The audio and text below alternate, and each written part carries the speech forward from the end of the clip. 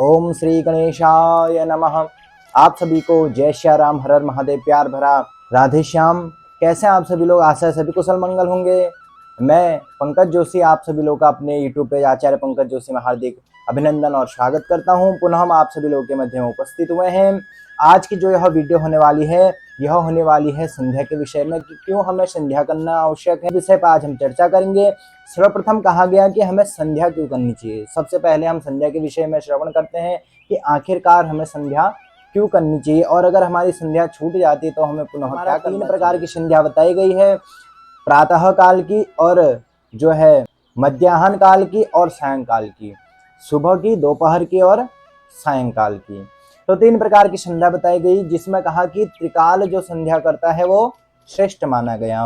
जो प्रातः काल की संध्या बताई गई वह बताया गया कि सूर्योदय से पूर्व कर लेनी चाहिए, वह उत्तम प्रकार की संध्या मानी गई। जो मध्याह्न की संध्या है वो लगभग 12 बजे के बाद बताई गई। जो सायंकाल की संध्या बताई गई वह बताई गई कि सूर्य के रहते और तारों के निकलने से पूर्व ही सायंकाल की संध्या कर लेनी चाहिए। ऐसी संध्या जो है उत्तम संध्या मानी गई है। और कहा जो नियम पूर्वक नित्य संध्या करता है वह जो है ब्रह्मलोक को प्राप्त करता है। कहा कि पृथ्वी में जितने भी द्विज रहते हैं, जिनका उपनयन संस्कार होता है, उन्हें द्विज की संज्ञा दी गई है। अगर द्विज द्वारा कोई दिन रात में ऐसा जो है अज्ञानवश विकर्म हो जाता है तो वह त्रिकाल संध्या से नष्ट हो जाता है। अब कहा कि महाराज त्रिकाल संध्या तो हमसे नहीं होती है, हमें दोपहरी में काम होता है, किसी का कुछ होता है। तो कहा गया कि अगर त्रिकाल संध्या नहीं होती तो सुबह और सायंकाल की संध्या तो अवश्य ही कर लेनी चाहिए। नित्य कर्म पूजा पद्धति में यह लिखा गया है कि जो संध्या नहीं करता है उसे बहुत बड़ा दोष लगता है और मृत्यु के उपरांत कुत्ते, श्वान इत्यादि की उसे योनि प्राप्त होती है। और विशेषकर कहा गया कि द्विजों को तो संध्या करना अनिवार्य है और जो ब्राह्मण वर्ग हैं उन्हें तो विशेषकर संध्या के बारे में बताया गया है। और कहा कि प्रत्येक ब्राह्मण को क्या करना है, संध्योपासन कर्म करना है। ऐसा नहीं कि जो केवल पौरोहित्य कर्म करते हैं वही संध्या करेंगे। प्रत्येक द्विज को संध्या करने का अधिकार है और प्रत्येक द्विज जो है संध्या करने का अधिकारी है। प्रत्येक जिसका उपनयन संस्कार हो गया वह संध्या का अधिकारी हो गया, उसे संध्या अवश्य करनी चाहिए। विप्रो वृक्षो मूलकान्यत्र संध्या वेदः शाखा धर्म कर्माणि पत्रम तस्मात् मूलम यत्नतो रक्षणीयम छिन्ने मूले नैव वृक्षो न शाखा कहा गया है। जो ब्राह्मण है उनकी मूल रूपी जो है वृक्ष क्या है, संध्या कहा गया है। विप्रो वृक्षो मूलकान्यत्र संध्या का है, ब्राह्मणों का जो मूल रूपी वृक्ष है वह संध्या कही गई है। जो चारों वेद हैं वह इस वृक्ष की 4 शाखाएं कही गई हैं।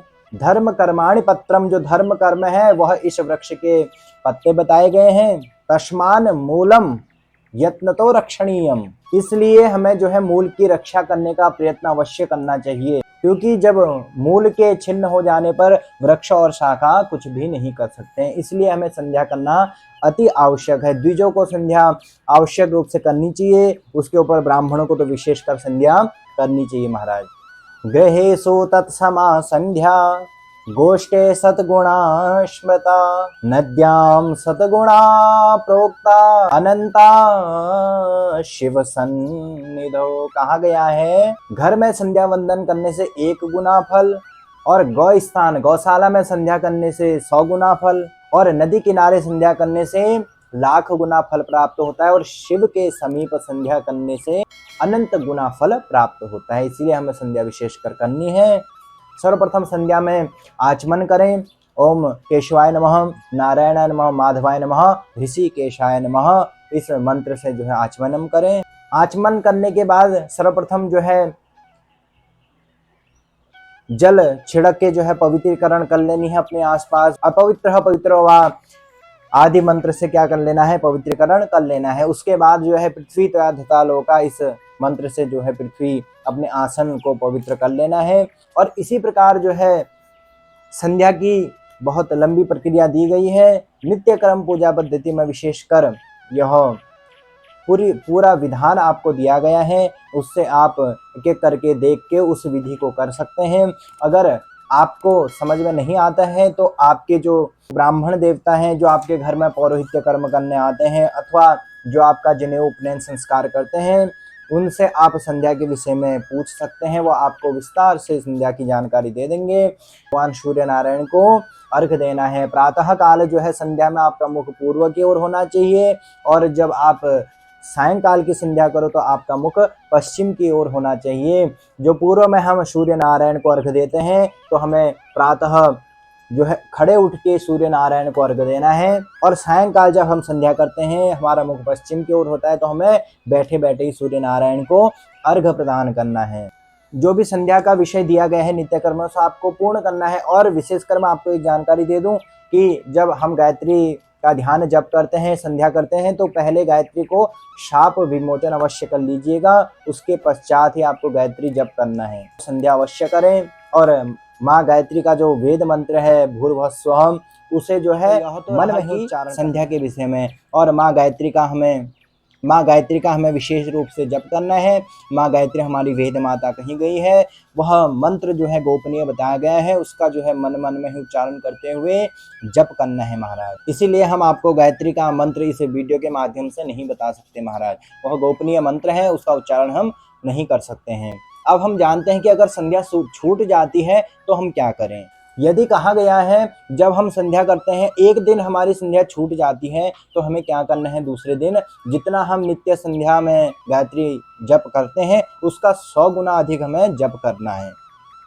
और अगर 10 दिन छूट जाते हैं, 10 दिन हो गए आपने संध्या प्रकरण नहीं किया, संध्या माँ गायत्री की उपासना नहीं की, उसके प्रायश्चित में 1 लाख गायत्री का जप करना है। 1 मास 1 महीने तक आपकी संध्या छूट जाती है तो पुनः अपना उपनयन संस्कार, जनेऊ संस्कार कराएं, और तत्पश्चात जो है संध्या प्रकरण पुनः शुरू करें। कहा गया कि जो मनुष्य अनुष्ठान विधि से गायत्री का पुनश्चरण करके 10 लाख गायत्री जप लेता है, वह मनुष्य जो है सिद्धि को प्राप्त कर लेता है। यह वीडियो हमारी संध्या के विषय में। आज हम इस वीडियो को यहीं पे विराम देते हैं, फिर मिलेंगे आपको एक नई वीडियो के साथ।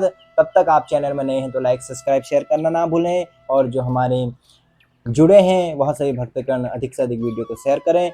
फिर मिलते हैं आपको एक नई वीडियो के साथ, तब तक आप सभी स्वस्थ रहें, मस्त रहें, कुशल रहें। आप सभी को प्यार भरा राधे श्याम, और फिर मिलेंगे एक नई वीडियो के साथ। तब तक जय देवभूमि, जय उत्तराखंड, जय भारत।